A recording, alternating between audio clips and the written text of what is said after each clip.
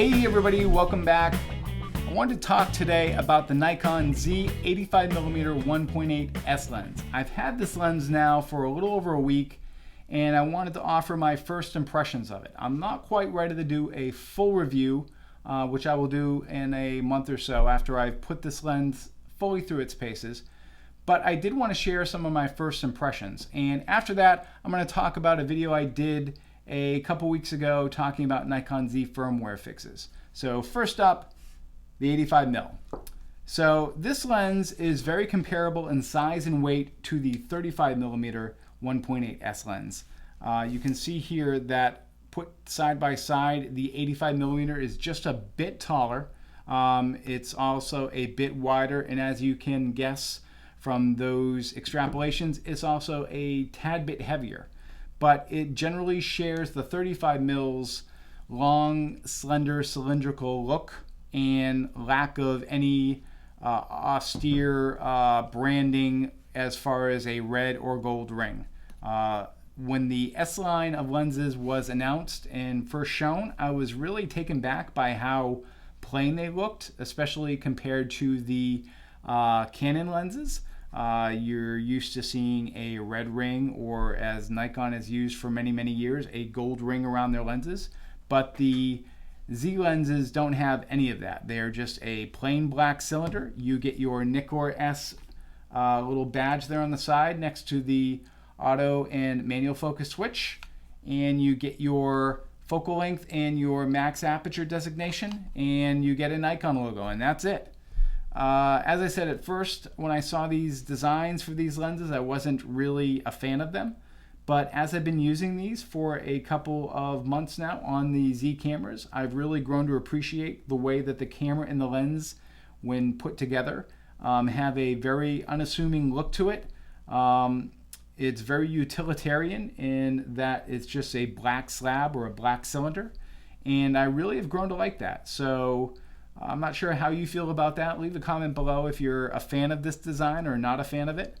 But in size comparison to the 85mm 1.G lens, you'll see that these two lenses side by side, when the 85 1.G or 1.8G is paired with the FTZ adapter, are about the same height. Now at the long end, the 85 1.G is much wider than the 85 1.8 S lens, but really size and weight comparing them, they are really about the same. If you are someone who shoots with the 85mm focal length a lot and you already own the G and you're happy with it, you'll probably be happy using it on the FTZ adapter. However, if you really need it in situations where fast focusing is a must, you're probably better off spending the money for the 1.8 S variant for the Z mount. Now, I have to say the one thing I am not happy about this lens is the price. It comes in at about $900 US, and Nikon's running a sale, and I bought it on sale, and that brought that down to about $700. But it's really high considering that the 1.8 G variant of this lens sells for about $400. So this lens is really about twice the price. And that's just a tough pill to swallow. The other thing that you need to consider if you're an 85mm shooter is that the 1.8 S variant of this lens for the Z mount is really the only 85mm variant of this lens you are going to get before 2021. Nikon released their Z lens roadmap that extends out to 2021, and there is only one 85mm lens on it, and it's this bad boy. There is not a 1.4 or a 1.2 version planned anytime soon. So if you're someone who relies upon this focal length, this is the lens you're gonna want to use on the Z cameras.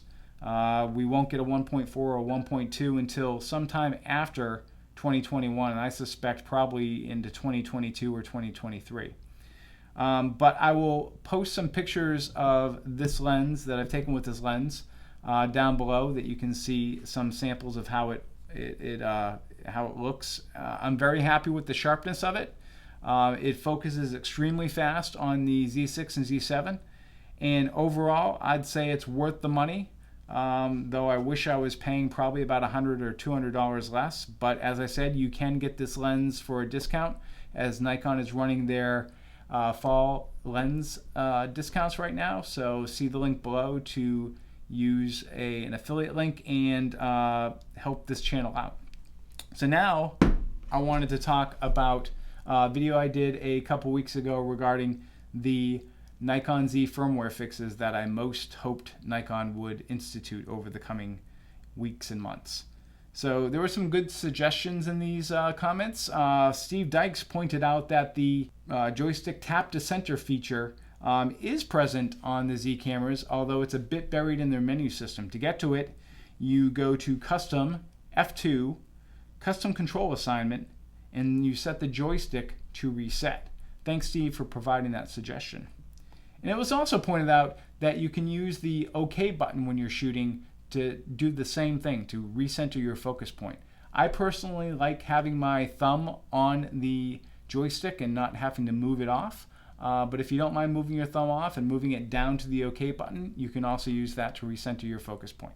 Jessica Richardson pointed out that there is an option for internal log recording with a few caveats. The first is that you have to pay for it. It's made by a company called EOS HD, and I'll put a link down below in the description.